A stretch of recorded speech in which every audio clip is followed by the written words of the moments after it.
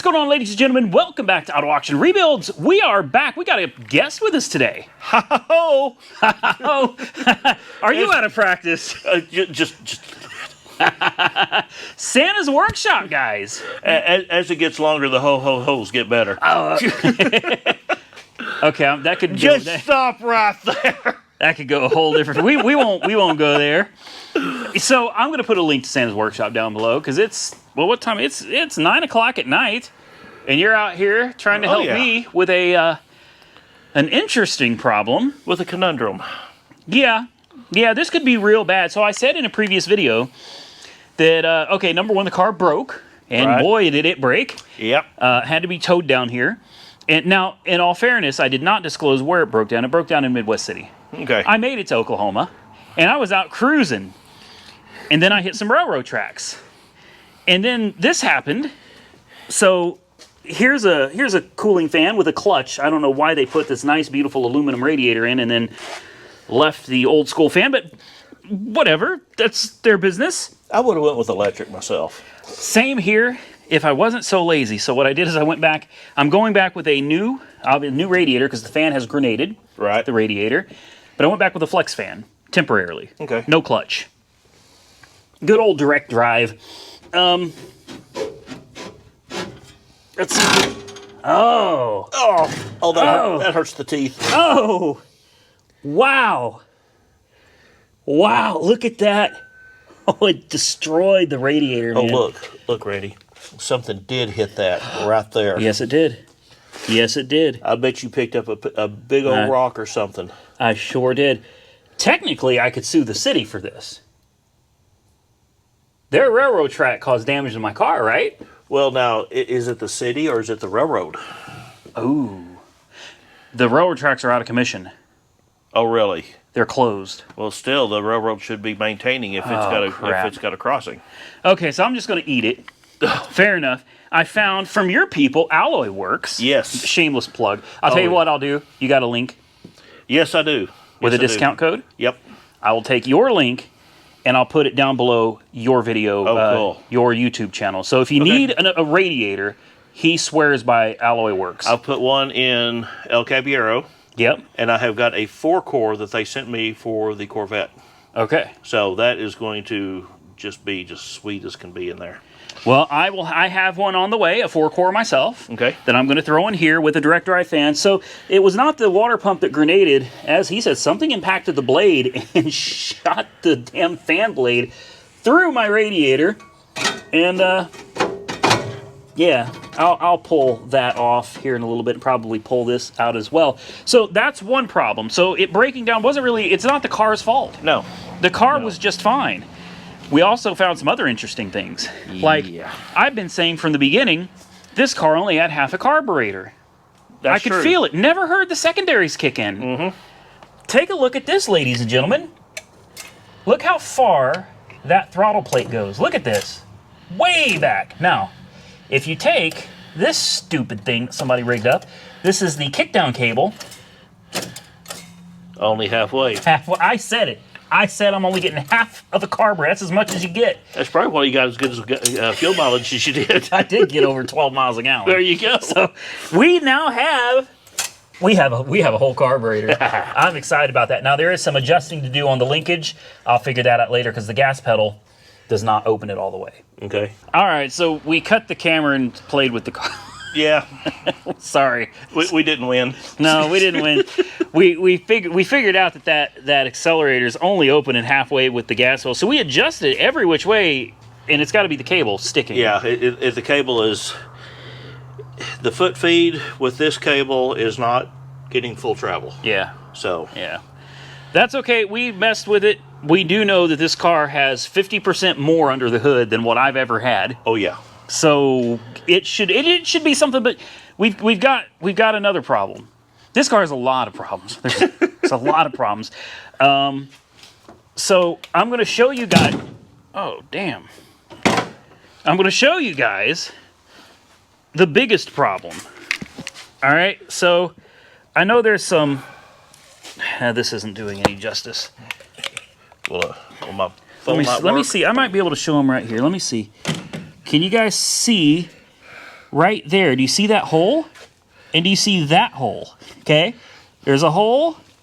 There's a hole. Do you know what those go to? Do you know what that goes to?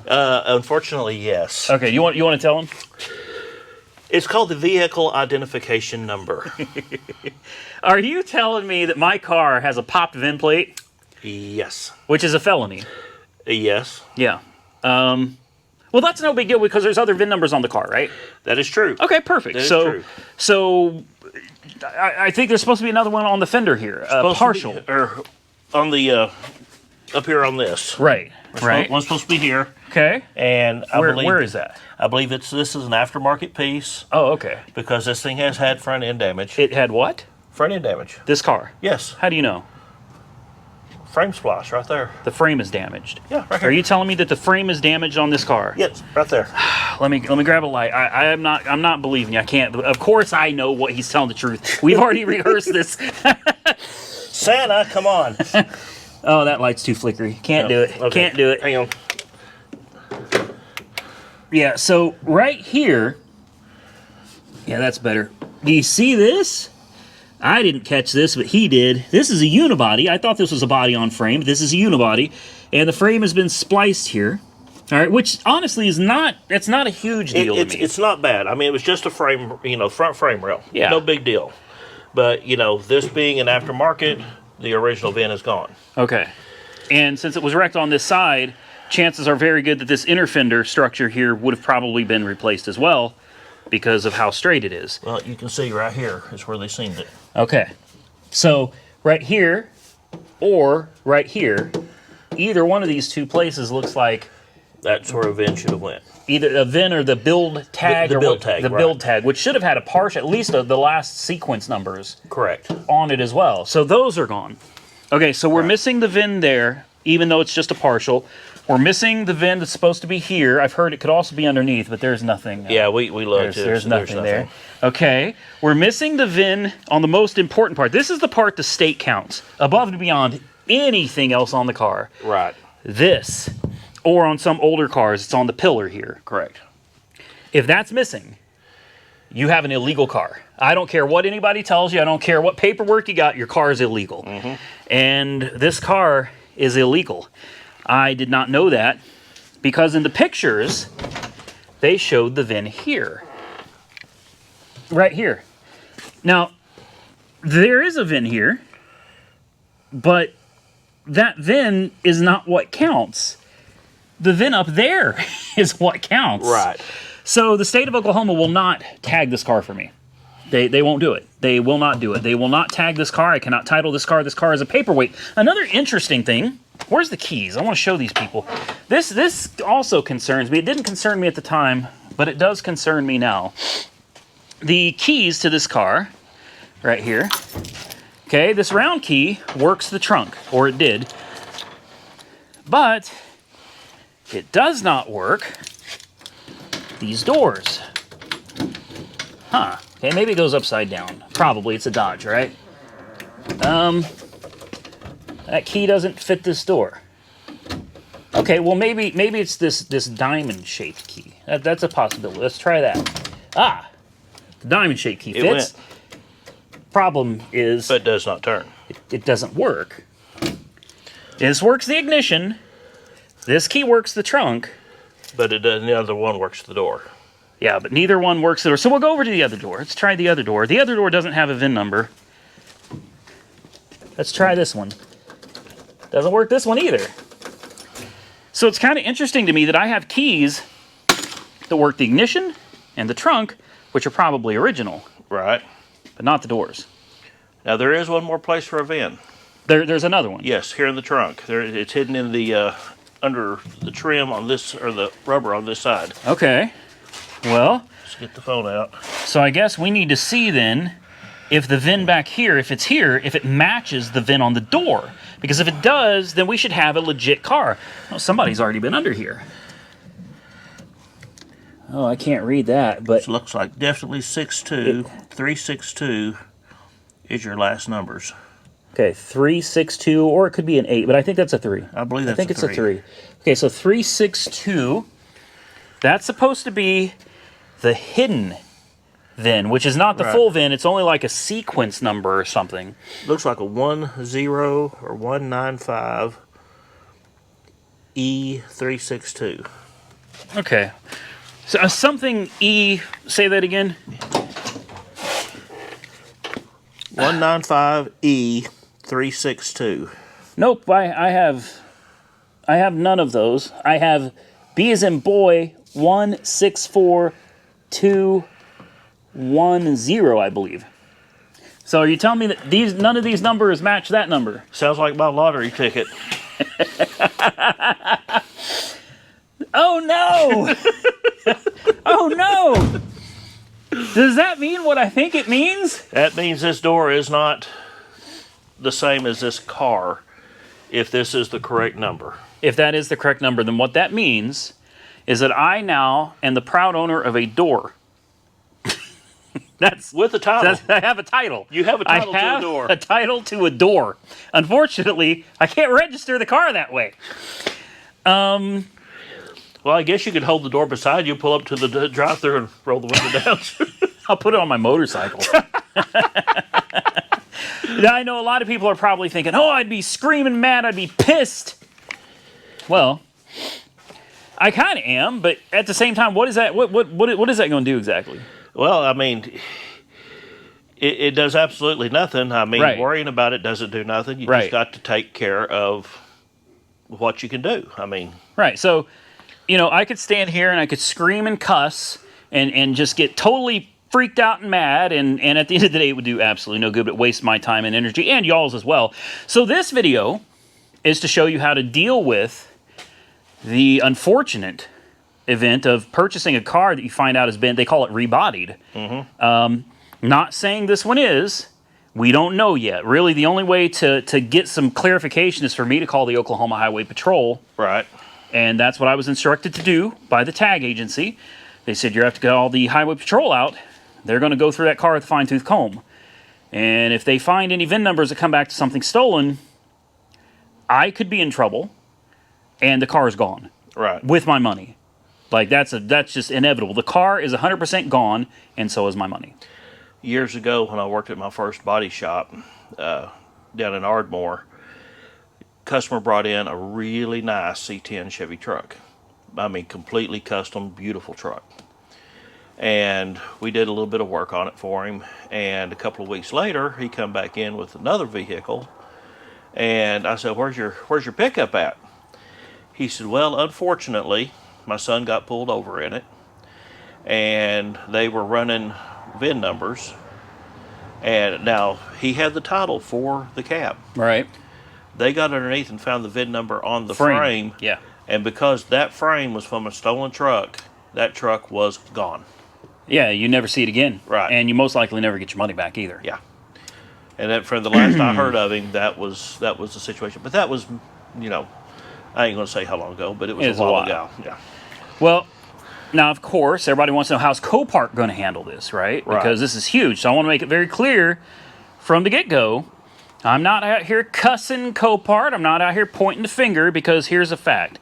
Okay, it's human beings that are checking in hundreds of cars probably every day. Right. So I understand that mistakes happen, and I'm not throwing too big of a fit about it, because accidents happen. To me, it's not about making a mistake.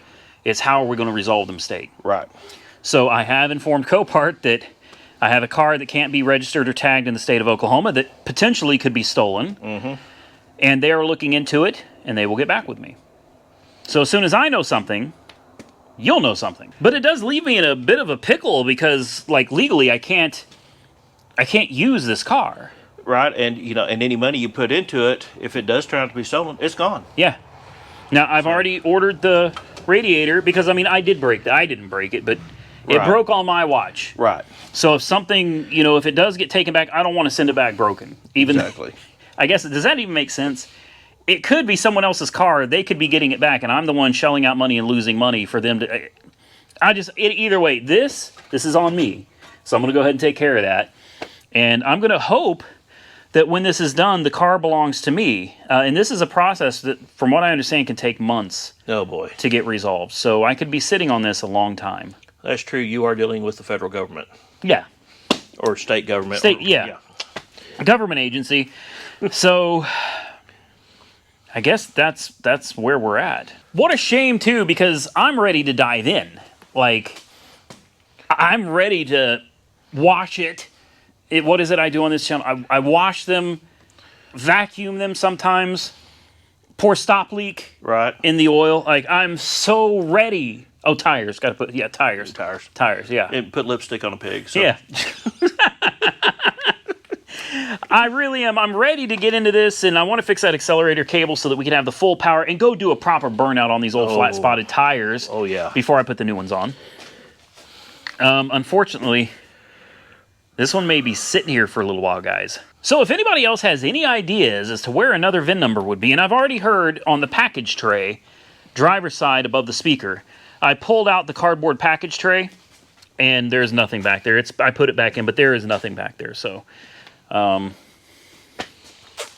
yeah, any ideas, please? Please? We need help. I'm at the end of my knowledge on it. Well, my knowledge is limited less than yours is on it. So, mine done ran out a long time ago. I've already been on the forums looking, and I haven't found much help either. Well, since we're standing here, we figured we might as well go ahead and remove this. So I personally took 4 bolts out of a fan. I promise. I watched him. He did it. I gotta stop. Uh-oh. Oh yeah, there's a little shaft coming Yeah, a tiny little shaft. Get this bent blade back up to the top. There. Watch, you gotta take the damn radiator out to get to it because of how bent that blade is. We could straighten that blade. Could whack it with a hammer. Well, get a daggum crescent on it. All right, let me go grab a tool. Okey-doke. All right, I got it off. Yep, it was no problem, man. I just reached down in there and he manhandled the living hell out of it. Brand new. Yeah, that's new. Wow, I mean that's a tough. I just don't understand why. I mean, I was showing you how you could get that radiator further away from that. Yeah. Why they didn't just take the time to do that? It was obviously done in a hurry. Wow. Well, the good news is now the car can be started and the water pump will work. I mean, there's no coolant. We need to put at least 2 of those bolts back in. Yeah. I think that would be might go ahead and put all 4 in actually, just to be safe.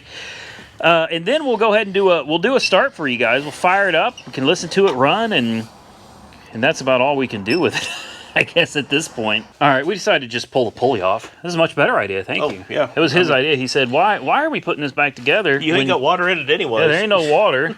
So we can't run it for very long, but we can at least fire it up and hear it run, man. And we can test out that throttle. Oh yeah. Just for a second. Oh, I don't have keys. Oh, they're over here. Boy, the steering lock almost feels like it's been a little bit messed up too. Been hammered on a few times. All right. She's probably flooded like crazy at this point. Oh, I'm sure.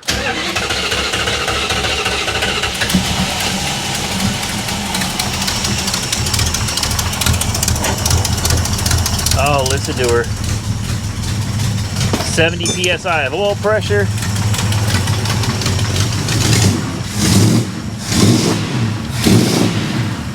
She'll get over 100 psi of oil pressure. Oh wow, like this when she's cold. All right. God, it sounds good. Oh yeah.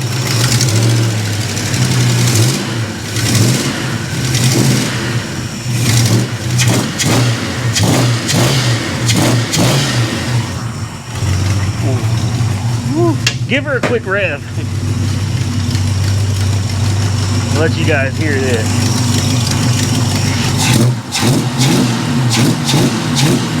Oh my God.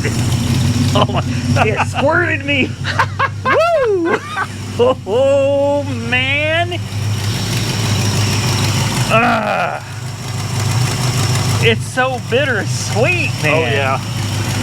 You get that throttle cable in there. Oh dude. This is going to be one scary little ride. You know what that throttle cable does? It's like an old school limiter, like a governor. Yeah. Maybe someone intentionally stuck that on and said, this kid ain't going no more than 70 miles an hour in this car, because that's about where it tops out. And listen, half throttle through the mountains, I was able to carry on 70 miles an hour. Wow. So I am really, really excited that we have secondaries. Well, you know what this means. If that throttle cable was like that, those secondaries have never been open. Yeah, obviously. MSD ignition. Oh, dude. I wonder what kind of spark plugs you got in that thing. I wonder if we could see if we pop one off. Boy, these are oils. Uh-oh. What does that say? Just regular champions. They're just copper core champion. Yeah. Boy, those are thick. Are those 8mm cables there? They're either 8 or 8.5. Those are some thick cables, man. 8.5. 8.5. Wow. 8.5. That's what I'm putting on the vet. Oh man.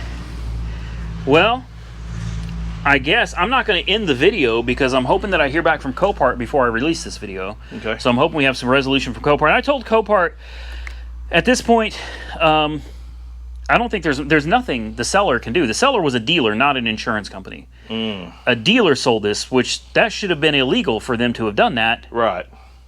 So I told Copart, obviously I would have not paid $10,000 for this car with frame damage and, more importantly, missing VIN numbers. No VIN, yeah. Now, as long as it's not stolen, as long as the police department comes out and they say, hey, it's not stolen, I can go through the process with the state to get a new VIN number assigned to the car, and it'll be legit. And this car will be legit from this day forward. That way, the next guy down the road, I could probably send it back through auction. And I could probably screw over the next guy who's going to run into trouble. But I'm not trying to do that. I'll take the hit because I can afford it. Somebody else may not be able to. So I'll take the hit on it, but they're going to have to reimburse me some money. Like, honestly, popped VINs and frame damage that wasn't disclosed, I need like 50% of my money back. Right. $5,000, and then I'll have got the car for $5,000. I'll deal with it. Sure, as long as it's not stolen.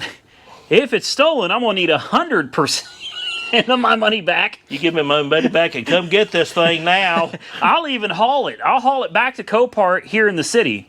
They can transport it. But yeah, if it's stolen, it's over with, man. I need my money back. If it's not, though, the frame damage, honestly, it's a deterrent, but it's not like I wouldn't have bought the car. I just wouldn't have been like, yeah, I'm going to give you $10,000 for it. I mean, they did a decent job. It's not a perfect job by no means, but it is decent. Right. So it wouldn't have stopped me, but if I had seen, if I saw frame damage in the listing, and frame damage is supposed to be disclosed, the seller should have disclosed that to Copart. Right. They did not. So not necessarily Copart's fault. They're not going to get under here with a microscope and look for frame damage. It is the seller's responsibility to be upfront and honest with Copart. How the seller did not see that frame damage is beyond me. It's a flood car. That's bad enough. Now it's a flood car with frame damage and no VIN numbers. So, $10,000, not a chance, man. If we can work out half my money back and it's not stolen, I'm going to call it a deal. If not, then I guess I'll go through whatever the process is with Copart of trying to get the situation resolved.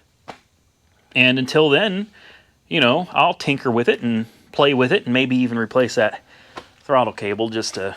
Oh, yeah, definitely replace the throttle cable. I may just go ahead and order one of those tonight. I mean, what is it going to cost? $20? $25?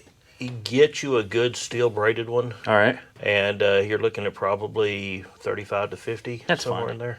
I'll do that. I'll do because it's the right thing to do. If it is stolen, I hope it's not. But if it is stolen, I really hope the rightful owner gets it back and they're happy with it. Right. Okay, ladies and gentlemen, we're back. We're back way sooner than expected. We decided to tinker. Not always do we enjoy filming everything we do. Sometimes it's fun to just work on cars without worrying about filming everything. But we got the radiator out, and I decided this is a great time to replace probably the fuel pump. I'll probably get another fuel pump for it as well. A good time to replace this crusty old radiator hose. And the interesting thing is, I noticed this radiator hose was plugged. No joke. Take a look at how plugged this is.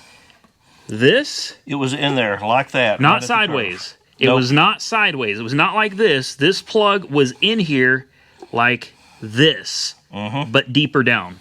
Yeah, right at the curve. So this car made it at 190 to 195 degrees the whole trip through the mountains, up and down, without the possibility of it circulating properly. That's why those hoses were about to blow on you. You're right. It was building up pressure because nothing is circulating. But can you explain to me how this car didn't overheat? How is that even possible? I've got nothing. I don't either, because without a properly circulating cooling system, the radiator wasn't doing anything. No. I don't know. If any of you could explain this to me, obviously somebody stuck this hose onto the radiator with the plug still on it. Yeah, when they put the radiator in, it's got this plug. On the bottom. Yeah, and that's right over the outlet to keep stuff from getting in it. And they just shoved this thing right over it, and this was lodged right there like this. Yep. And you can see how that was just crammed up. Bent and tore up from being stuck in there. Okay. The pressure that was on this, was this bottom hose swollen? No. The bottom hose was never swollen. That's why I didn't replace it. It was crusty, but it wasn't swollen. I bet you it was expanding enough, and this spring was holding this right here. Because, I mean, it was literally, that spring was in it. Where it maybe was able to just pass a little bit of coolant through this elbow right here? Right. Through the bend? Through the bend. Yeah. That's the only thing that makes sense, because if it was completely blocked off, there's no way. And I'm telling you, it never even got close to getting hot. Never. It ran, when it was cold out, 180. I mean, it sat 180. When it was nice and warm, 190, 195 tops. I've seen some stuff in my time, but this takes the cake. She wants to live, man. You know how close I came to replacing that hose, but nobody had one out in the boondocks. Nobody had that hose. You had to wait for it. Well, we had to go. You can look. See how this has been hacked? Yeah. That's not the hose for this car. No. I've learned that most of the parts I get for this car aren't for this car because things have been changed. You carry that into the parts store, go back to their hoses, and you go, that one looks good. This is close enough. Look, it's even got a part number on it right there. Could probably clean that up and even get there you go. Get the part number off of it. This is the right hose. You just got to chop the end off. Chop the end off. That's what I had to do with the top hose too.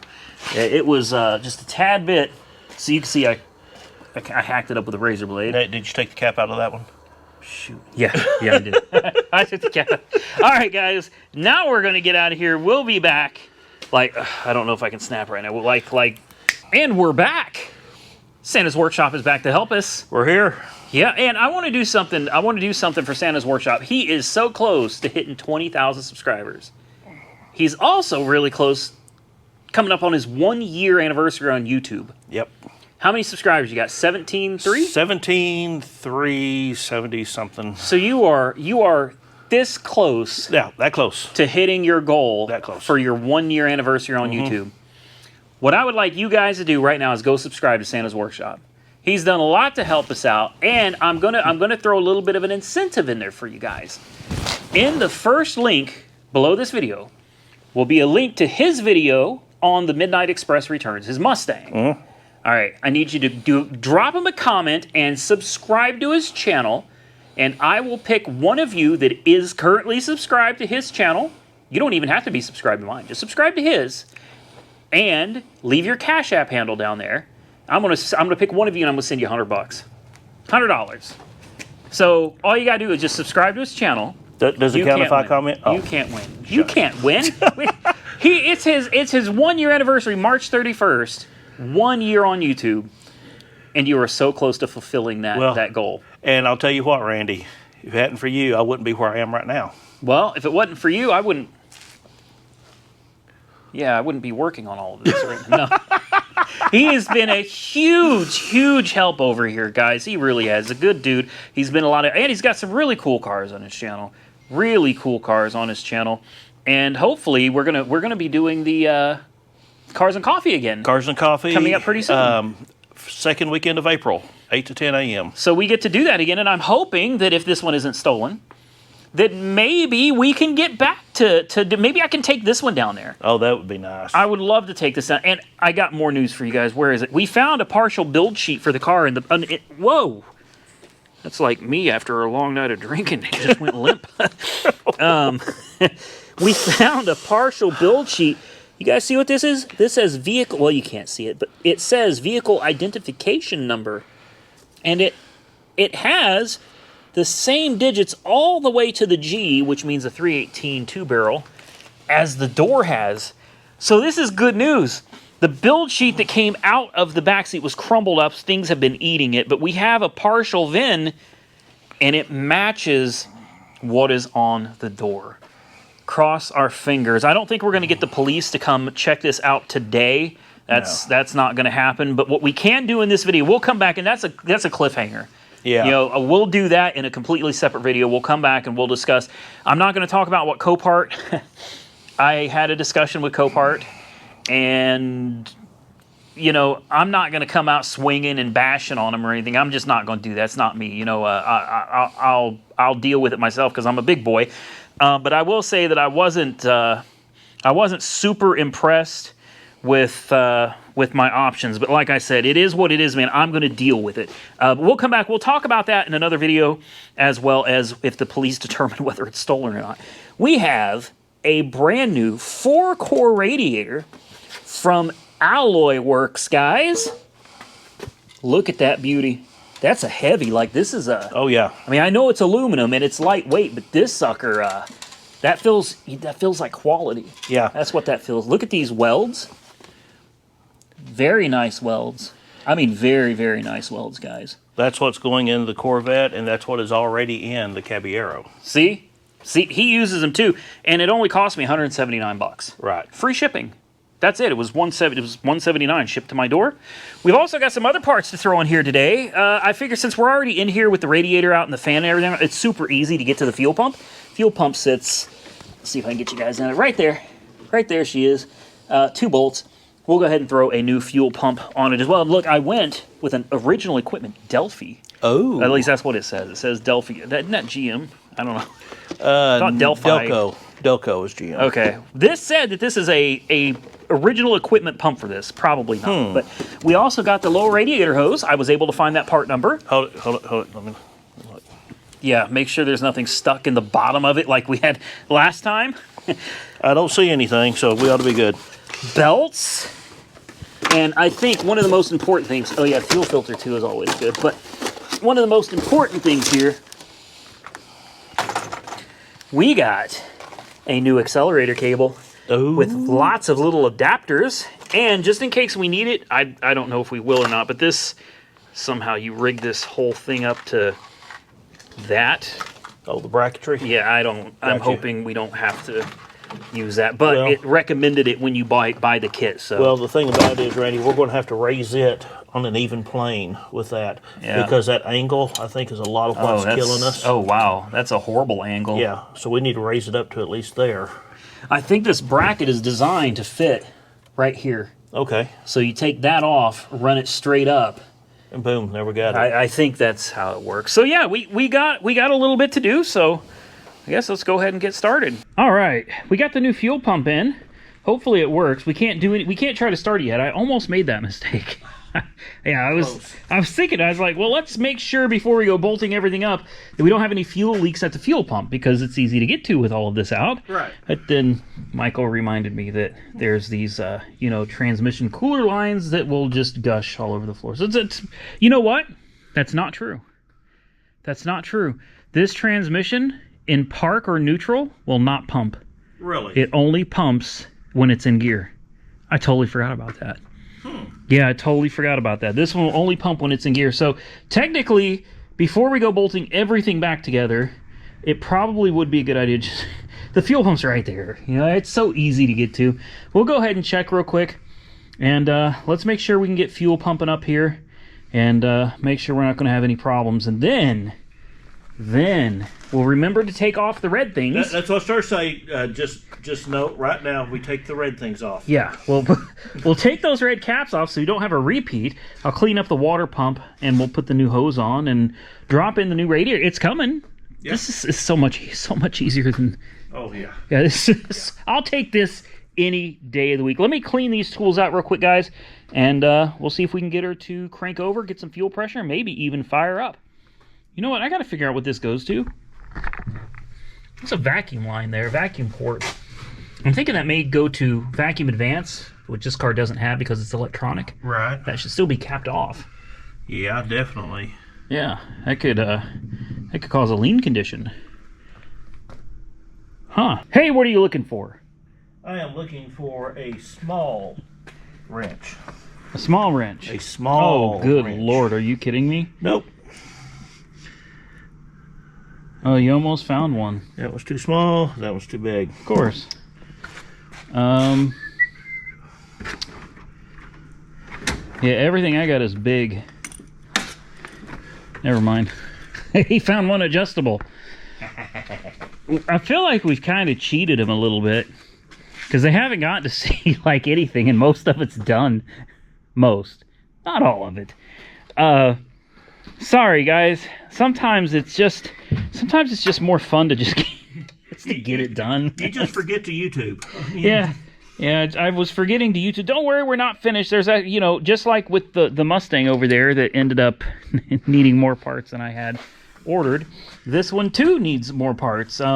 We've got an adapter for the fan, and we got the fan to go on. Everything fits except for one thing. There's this one tiny little problem. So I don't know if you guys will be able to make this out, but this is a coarse thread bolt right here, and these are fine thread bolts. So you see the problem?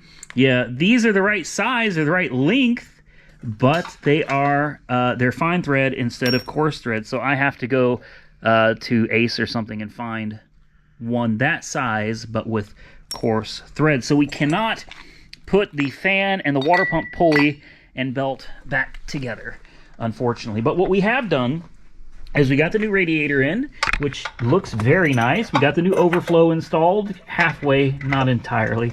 The new lower hose is on. The new belt is ready to go on as well. And, oh, we're changing the throttle cable and adding a throttle bracket to it right now. So that should make the biggest difference of all. Honest to God, this thing was only getting half throttle because that old cable is just so screwed up, and it binds up.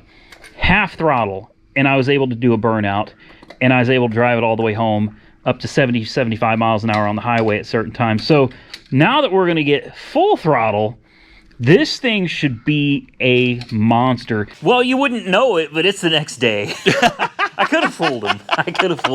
I wore the same shirt. He did. He put on the same shirt, so different shirt, clean. Okay, never mind. No, it's a whole new day, guys. It was I had to go find these bolts. We needed them in a coarse thread instead of fine pitch.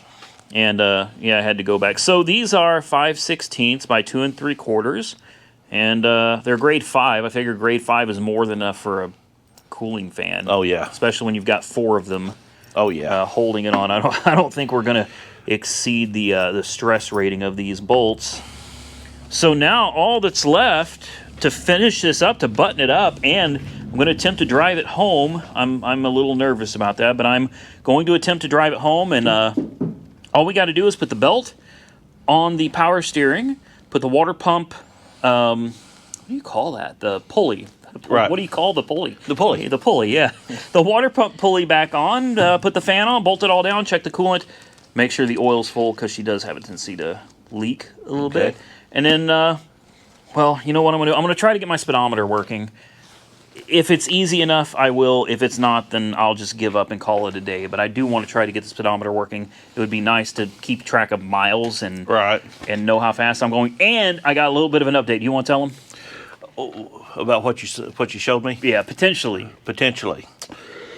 He found a parts car to get all the windshield wipers, the trim, all the controls in the dash, seat belts. Yes. Everything this car needs to finish it out. How much? Oh, gosh. What was it, $3,000? Oh, shoot. No. 15. 15. But I did some negotiating. Yes. Got it down to 1,000. Well, there you go. Which is still, I mean, when you think about this, it looks like it's a ratted out old car, really. I mean, it's a pretty ratted out old car. But the interior looks really good. Interior looks good. Body looks straight. Yeah, I think there's just maybe a lot of surface rust. I can't tell if it's surface rust or how far it goes. I'm sure the rear quarters are probably ate up. I mean, as long as there's not holes just apparent in it. I look at the surface and see, is there any wreck damage? Is there any dents? Anything like that? Any just gouges that are just rusting through? Yeah. And I didn't see any. Okay, so $1,000 for a slant 6 with an automatic. I'm pretty sure the same automatic goes in the 318 car as goes in the slant 6 car. Should be. I think it's either going to be a 904 or a 727. Okay. I think. Somebody can correct me if I'm wrong there. But the whole goal is an entire car that has every part I could probably ever need for this, especially if this car were to end up wrecked or something. Right. I have everything I need to put it back together. I do believe it was hail damaged pretty bad. Okay. But as far as interior goes, it even has all the missing heater and air conditioning controls. It has the air conditioning vents for the AC unit. Right. It's got the controls for the heat and AC. It's got the radio bezel. It's got the ashtray. It's even got the seats. It's got everything. And as he was saying, some of the trim, like this, is missing. The chrome here is missing. This missing, and this one here, they sanded it. Yep. So that you can replace that and make that look a whole lot better. So $1,000. Yeah. $1,000, and we get. It looks like it's been sitting for about 40 years. The tires have. It looks like they've rotted off of the rims. It's real bad. It's sitting in a field, and it's it's a slant 6. So it could. If I decide to go get it, will it run? That'd be fun. Will it run? Can we get it to move under its own power? Move around on its own. That'll be fun as well. It's another little project car to have some fun with. Maybe utilize some parts for it on this one would be the goal. Right. And, who knows what we could do with it down the road in the future. My big question is stock gauges, or do we keep these aftermarkets that I think look really, really cool? Well, I put my vote on the aftermarket. Keep the aftermarket gauge cluster. Yeah, I kind of feel the same way. I want to see what my audience thinks, so drop your comments down below, because that one has the entire dashboard still intact, factory, with all the factory gauges. Actually, I think it's a lot of dummy lights.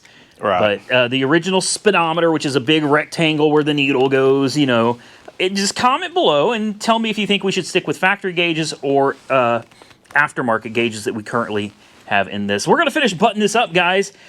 And I'll do some thinking and decide if I want to go pick that thing up for $1,000.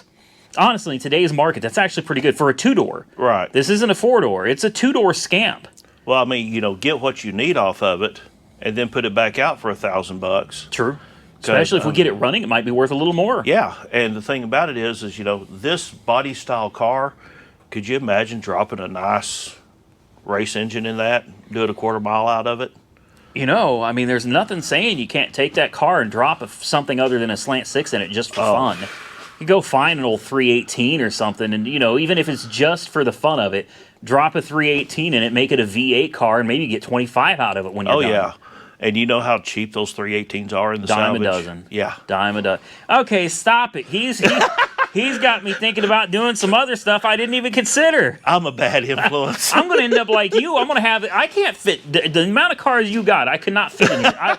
Look, I'm full already. I could put one more car in here. That's it. Which looks like it will be another Scamp. You can scoot this one over and put another one in the center and one under there. So there's 2 more. Okay. All right. He is right, though. He is right. Okay. I got to stop this. We're gonna button this thing back up, guys, and maybe if everything looks good, we can. I want to drive it home. You're still cool following me? Oh yeah. Okay, and you can stay because I don't have time to bring you home. Oh sure. Yeah, you got a doghouse, right? Have you ever been to my house? Never have. You've never been to my new house I haven't been there yet. Hot diggity dog. Okay. Well, when Christmas hit last year, I mean, everything went, I didn't see you for 3 months. I don't even remember Christmas. I remember buying a Christmas tree and dealing with a lot of drama at the new house, but I don't. I don't remember much about Christmas. I remember Christmas. I was just rough. remember I did not have time for nothing. Well, yeah, you were swamped. Guys, let's button this up, and then we'll take on that dashboard and see if I can get a speedometer. Oh, I've got everything there. It's right there. I even had it plugged in. Couldn't get fingers in there to freaking tighten it up, man. It was so frustrating, so frustrating. So we're gonna button this up, guys. We'll come back, we'll start her up, and we'll see what she does. All right. All right. It's been 10 minutes? Oh, 9-ish. Yeah, more like, it had to be an hour. 90-ish. Yeah, 90, hour and a half. It seems familiar, like this. I seem to remember the same thing happening with this car the other day. Yeah. Huh. If it wasn't for the red Loctite on the driveline bolts, that was interesting. Well, it's moment of truth. She's back together. I did so much off camera. Yeah. That I should have recorded, but it's like time, man. I'm trying to just get things done. He's under here wrestling with putting all this back together. I'm under the dashboard. I had to climb under the car, take out. This is great. Oh yeah. I wanted the speedometer. Mm-hmm. So they had the speedometer cable routed in all kinds of weird manners. So I had to unroute it, pull it out from under the car, and start a fresh route for it. Mm-hmm. Got it plugged in, right? Plugged it into the dashboard, and I was so happy. Unfortunately, the way they've got these gauges set up, it is not possible to put the speedometer cable in the back of the speedometer. It doesn't work. You cannot mount that bezel in if you have the cable hooked up. Even better is the tip of the cable was broken off in the speedometer. So the cable's no good. Yeah, I bet you what they did when they put the gauges in, they put the cable in, then just tweaked it over as much as they could to get them in. Yeah. And then as soon as it started, it just twisted it right off. So the entire speedometer cable's there. So all the work I did, I basically was at the point where I could have just untwisted it from the transmission and pulled it off. Yep. I've been done with it.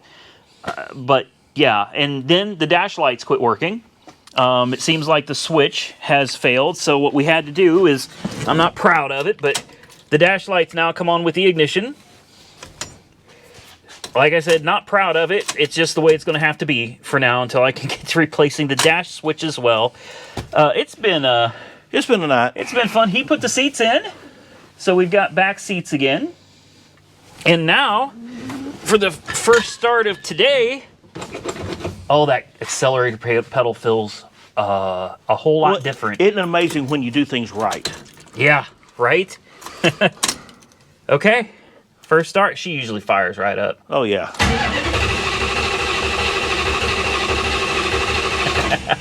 Make a liar out of you. You're kidding me.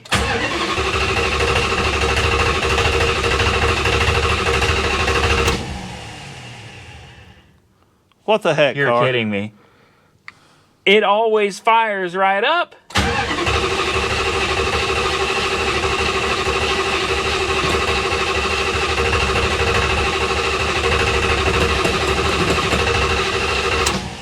Why does it seem like we might not have spark? Hey, is there a red light lit up on that 6AL box under there? Should be a red. No, there is not. Why would there not be a light? Oh.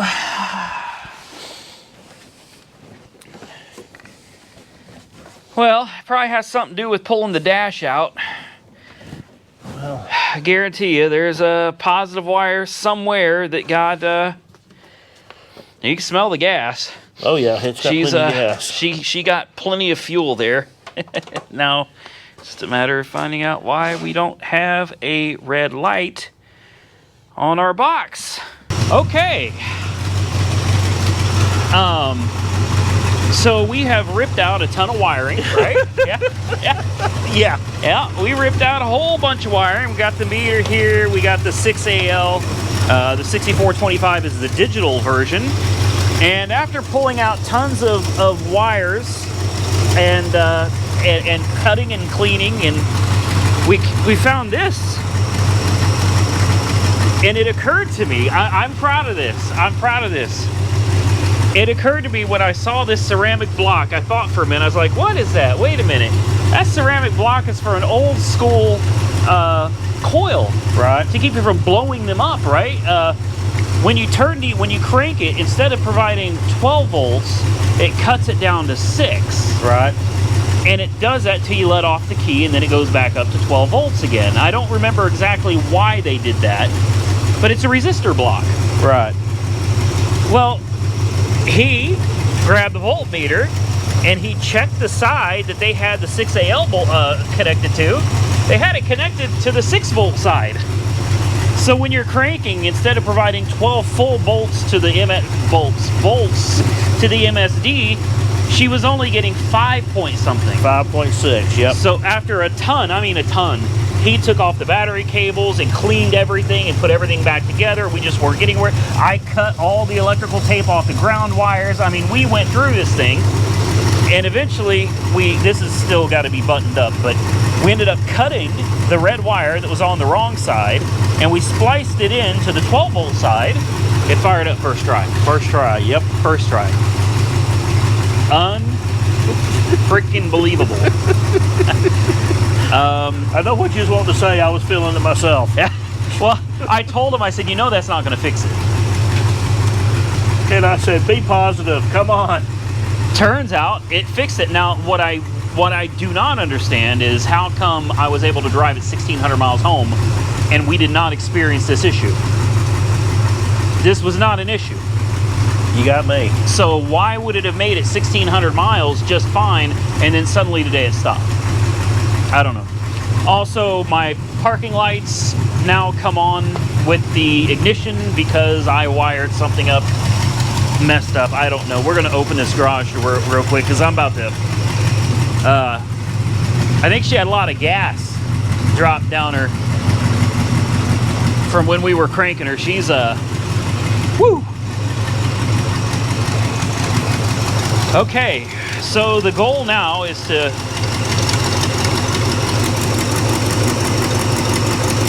That's cute. The you can see each time the fuel pump pumps on that fuel pressure gauge. Yeah. I'm not sure it's supposed to do that, but it's bouncing between like 5 and 7. That's adorable. Yeah. Okay. It didn't used to do that. She's just bouncing away down there. What did it used to be at? It used to just sit at like a solid 5 or 6. It was steady. Really? This is back and forth, but whatever. It's running. It's.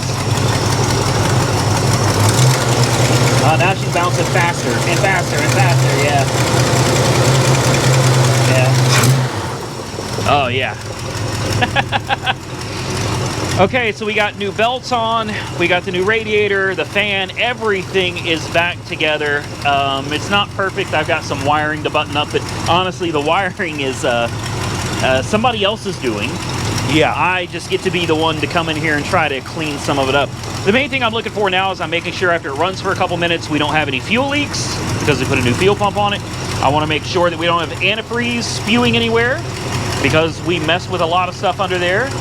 New hoses, I want to make sure everything is good. And then if it doesn't do anything wonky or crazy in the next few minutes, we can get on the road and hopefully it makes it. Maybe. I don't know.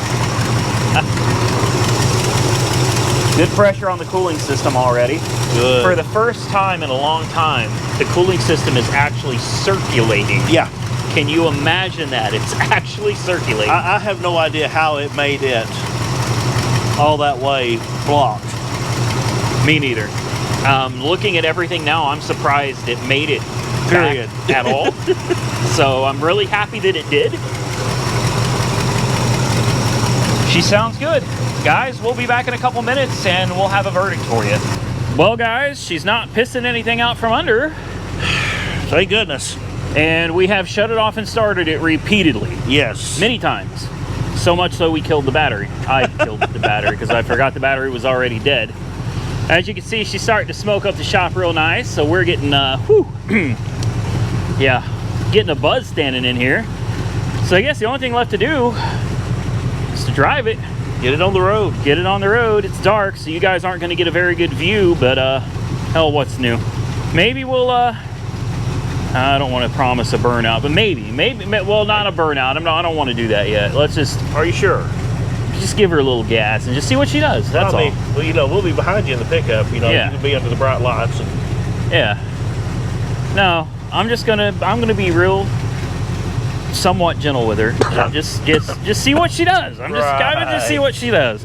I'll save that for the morning when it's daylight. I'll hit one of them back roads and just have at it. Yeah, I have Jessica hold the camera, and I'll maybe we can get her to rip them back tires off to the point that they're smooth and not flat spotted anymore.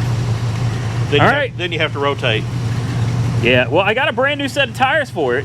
The Cooper Cobras, Cooper Cobra GTs are waiting for it. Oh. I've got them at the house.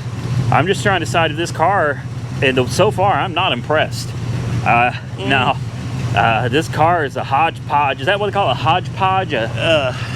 Hodgepodge, Mickey Mouse. Yeah, basket case. Well, not quite a basket case. I mean, that's what gets me about it. I mean, it could be such.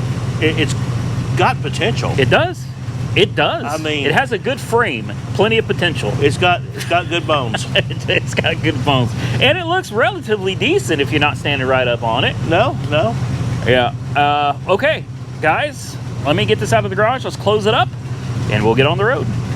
All right, step one. Oh, there's a door down here, right down here, that was blowing ice cold air on me the whole trip back from Virginia. Guess what? I figured out there's a way to close it, so I closed it. So hopefully now we don't have cold air. We still don't have heat. Will we scrape going out? I don't know. Let's see. Ooh, the voltage is under 10. Oh, wow. That's not good. The voltage is low. Oh, well, when you give it some gas, voltage seems to pop back up.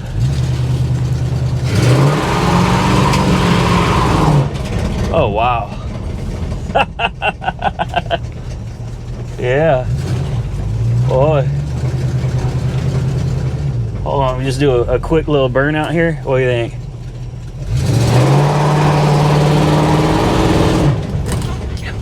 Oh, boy.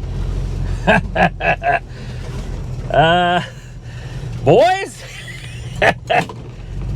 Boy, she's acting like a whole different animal now. All right. It was just a little one. Did you hear? You didn't even open the back barrels yet.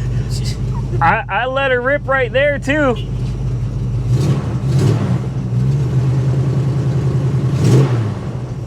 So far, so good.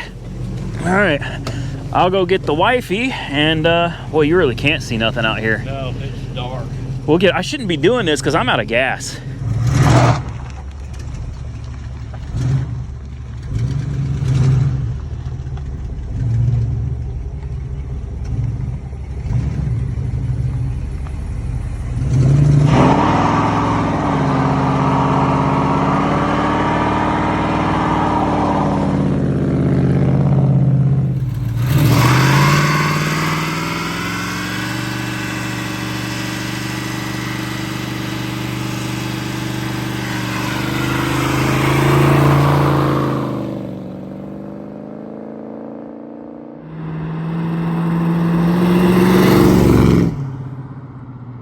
So I hope that answers the question, will it make it home? Are we going to get stranded? No. Nope, we're not going to get stranded. We made it home. In fact, I've been driving this thing for days, and I haven't had any real issues out of it all. In fact, today was 75 degrees. I was stuck in stop-and-go traffic for, well, it was over an hour, and it didn't even start overheating. We didn't have any issues at all. The rear main, I'm going to tell you guys a little secret. The rear main was leaking. Listen to that. The rear main was leaking pretty good, guys. She got to where she was leaking pretty good. Oh, it's in the other side. And I found some stuff at AutoZone. I went ahead and tried it without you guys. Let's see if I can find it here. There it is. There it is. Right here. Blue Devil. It's supposed to be like a stop leak for everything. Now, be very careful Uh-oh. Sorry, guys. I'm throwing you around. Be very, very careful using this stuff. Okay, stuff's like $26. They give you a big bottle, and your instinct is to take the bottle and dump it into whatever's leaking. Don't do that. Don't do that. It's 1 ounce per 1 quart of oil. This is a 12-ounce bottle. All right, so for this car, 5 ounces is all you need. And I mean, she was leaking profusely. I mean, leaving big pools all over the place when you would sit and idle it for just a minute. I've had it sitting here idling for a while. So let's back her up. And let's see how bad it is. Oh, we'll go ahead and shut her off while we're at it. I left it running just for you guys, so we could see if that rear main was still leaking. Oh man, it is. The whole time I've been here, which I've been sitting here about 15 minutes, it left one little drop. One little drop, that's it. So, the car is doing great, guys. It really is. If I can find the hood release, pop the hood. I haven't been under the hood in a couple days. Wow. Look at that. She's clean. She looks good. She sounds good. Good pressure on the cooling system. We got that direct drive fan in there. Between that sucker and this 4-core aluminum radiator, wow.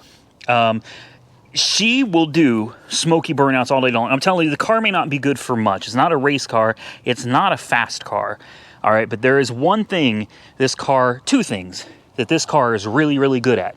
Number one, first and foremost, getting attention. This car gets an insane amount of attention.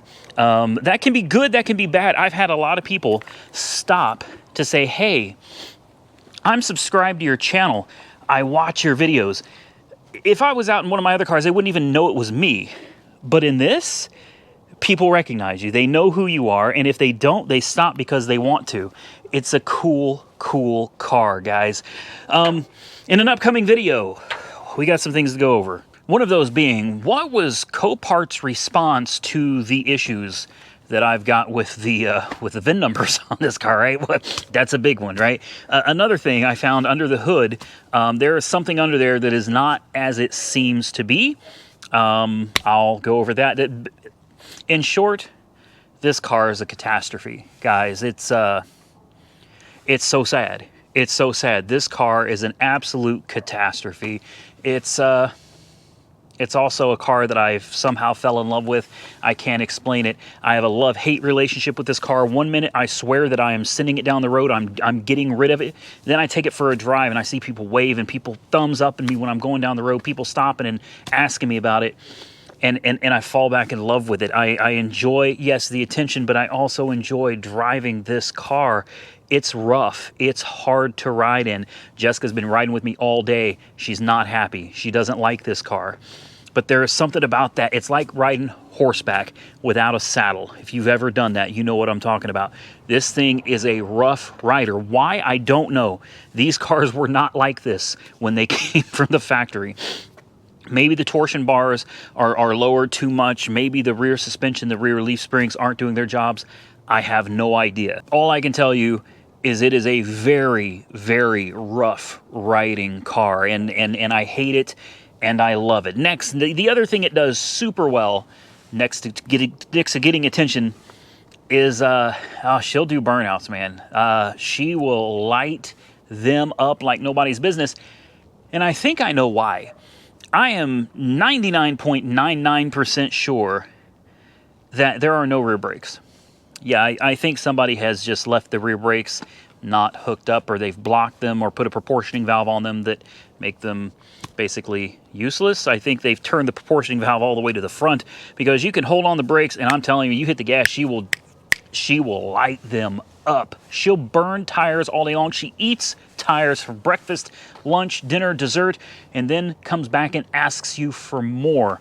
Another thing I will say about this car is I have more fun doing burnouts in this than I ever did in any of my Hellcats, all two of them. Maybe that's because the tires are way less expensive. Could be. Maybe it's because if I break something It's only a $10,000 car. There is a bit of a difference between a $10,000 car and a $90,000 car. So that could be it too. Then again, maybe it's all of it. Maybe it's just that old school American muscle. I know it's not technically a muscle car, but that old school American muscle on the cheap. Talk about on a budget. 10 grand. 10 grand for a car that you can go out and just rip on and tear up and have fun and enjoy. And if it breaks, it's cheap to fix. Probably the best bang for your buck that you can get out of something as bad as this. And this car is bad. With that, ladies and gentlemen, I'm going to call it an evening. It has been a very long day. It's been a very long several days with this car. But at the end of the day, it belongs to me, at least for now. Stay tuned to find out what happens with Copart, what they said, what's the deal with the VIN numbers. Are we going to be able to register it, title it, tag it? I have no idea, but we will come back to that in another video. I also want to give a big shout out and special thank you to Michael from Santa's Workshop. Remember, guys, if you go over to the link down below, click on his video of the Midnight Express, subscribe to his channel, and leave a comment and include your Cash App handle. I'm going to pick one of you, and I'm going to Cash App you $100. All right, I want to help Santa, Michael from Santa's Workshop, hit his goal by the end, I believe it's the end of March 31st. He is so close, guys. You can help him get there. He's put a lot in to help me with this car. He's put a lot in to help me with a lot of different cars. Good guy, and he's got great content. So go check him out, and maybe you will be the winner of $100. I hope you guys enjoyed the video. If you did, hit the thumbs up button, share the video with your friends, subscribe to my channel. There's going to be more videos on this car. That I can promise you. This one is content gold. Stay safe out there, everybody. I look forward to seeing you all again very soon in the next one.